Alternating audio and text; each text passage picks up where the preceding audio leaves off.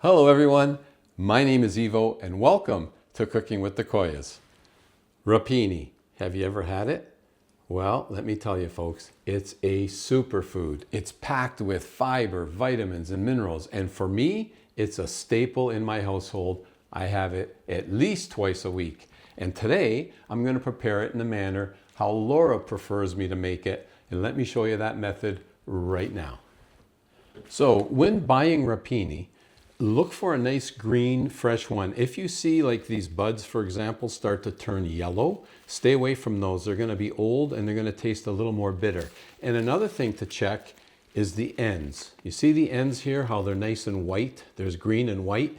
When those start to turn brown, if you see them brown in the grocery store, they're also going to be old and a little more bitter. Okay, so now that we've got that out of our way, now we've got some beautiful fresh rapini here, and hey, you can see there's leaves and there's also these little broccolettes, these little buds. So the way Laura likes to do it is she takes her rapini and she likes them sliced smaller. So for that, I like to use a chef's knife. Chef's knife is my all-purpose go-to knife in the kitchen. I use it all the time. And basically she likes them cut in about 2-inch pieces. Now me, on the other hand, when I'm cooking rapini, my style, I just cut them in half. So a subtle difference, but basically the same. Okay, so we're gonna take this cut rapini and now we're gonna give it a wash. So now that the rapini is washed, we're going to strain it and just shake off the excess water. Now when I do mine, I like to put it in a lettuce spinner and I spin it dry. Laura prefers not. So we're going to cook it Laura's way today. So again, we're just going to let that drain just a little bit. Okay, so while that's draining, again with my chef's knife, we're going to prep 1 clove of garlic. And the way my son tells me to take the skin off is to take the clove of garlic and then rub it in between your hands. And it usually works. Okay, so again, what we're going to do now is just take this garlic and, oh, one little piece was still stuck, and we're going to slice it thin. So just nice and thin, work your way along. Slice up that garlic, and when you get to the point where you can't hold it anymore, just flip it on its side and continue to slice. Okay, and there we have it. The garlic is all sliced. Let's get our frying pan now. Into the pan goes extra virgin olive oil. And like me, Laura likes a fair amount. I like to put at least 5 tablespoons of extra virgin olive oil when I'm cooking rapini. Okay, and then when you think you added enough, add a tad bit more. Okay, and then we're going to take the garlic into the oil and let's make our way over to the stove. Okay, so we fire up the stove. And we're going to saute up this garlic till it's golden brown. Again, a subtle difference between the way Laura likes it and I like to do it. I normally would put my rapini in right now and cook it all together. She likes to brown her garlic first, so we're gonna do that. So let's get this sauteed up to a nice golden brown color. Okay, and as we can see, it's just starting to sizzle now, so we're going to let that continue to saute. So at this stage, what we're doing is we're flavoring our olive oil and we're also coloring up the garlic. She likes her garlic to be a little bit crispy as opposed to soggy. So once it gets to a certain stage, what we'll do is we will continue. In fact, we might be able to do that right now and just let that cook till golden brown, almost deep fried. Yes, that is looking really good. The aromas here are amazing. As you can see, it's got a nice golden brown color to the garlic. So at this point, we are going to add our rapini. So be careful, it's going to sizzle a bit because the rapini is still a little wet.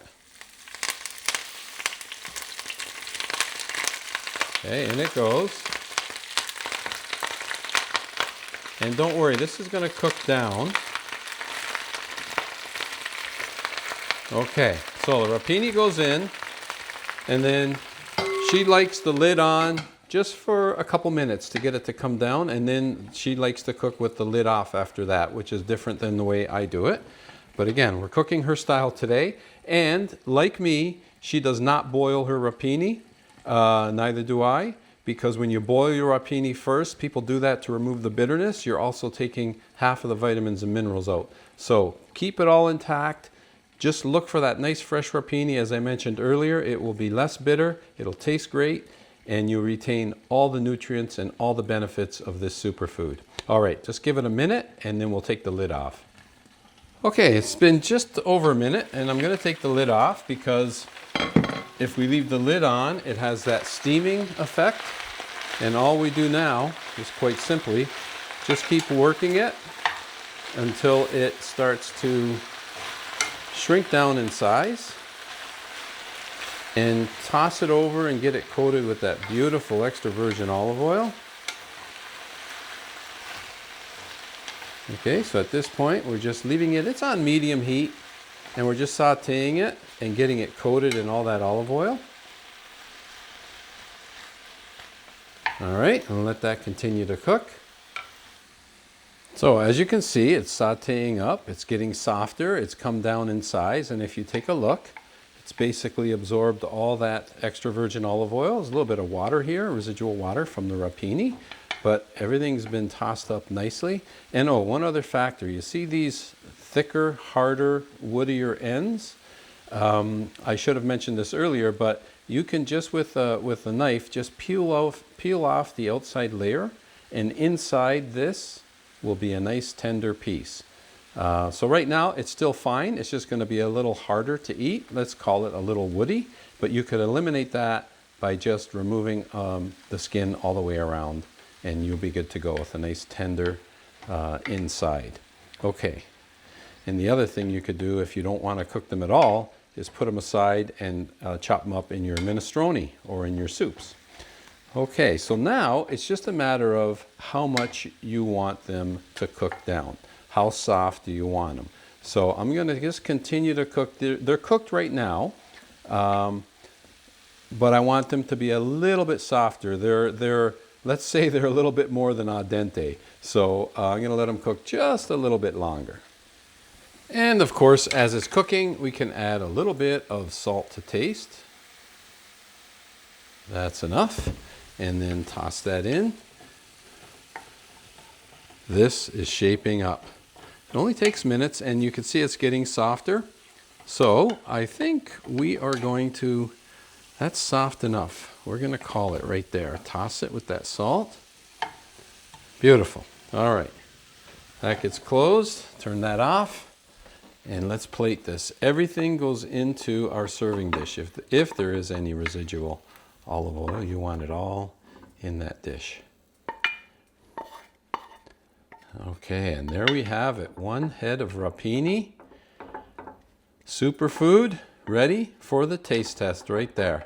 That makes for a great side dish. Okay, let's get a fork and dig in.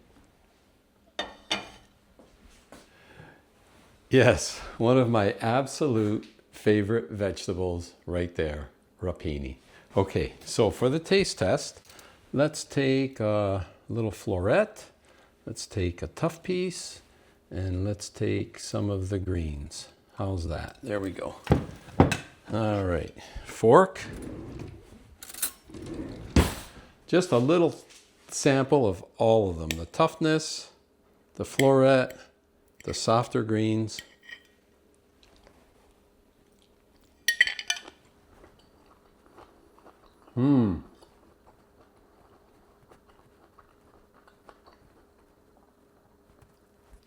Cooked perfectly. Not too hard, not too soft. It's got a nice chew. Beautiful flavor. And I'm going to say It's not bitter. I'm going to say maybe just a little hint. And that's because we picked out the nice fresh Rapini, as I mentioned earlier. So the taste has got a real subtleness of bitterness. That's it. It's really, really tasty. It's so good for you. It's quick and easy to make. Why not, next time you're at the grocery store, pick up yourself a head of Rapini and give it a try. I think you'll like it, and it's really, really good for you. I want to thank you for joining me on today's episode of Cooking with the Coias. And as always, folks, until next time, buon appetito.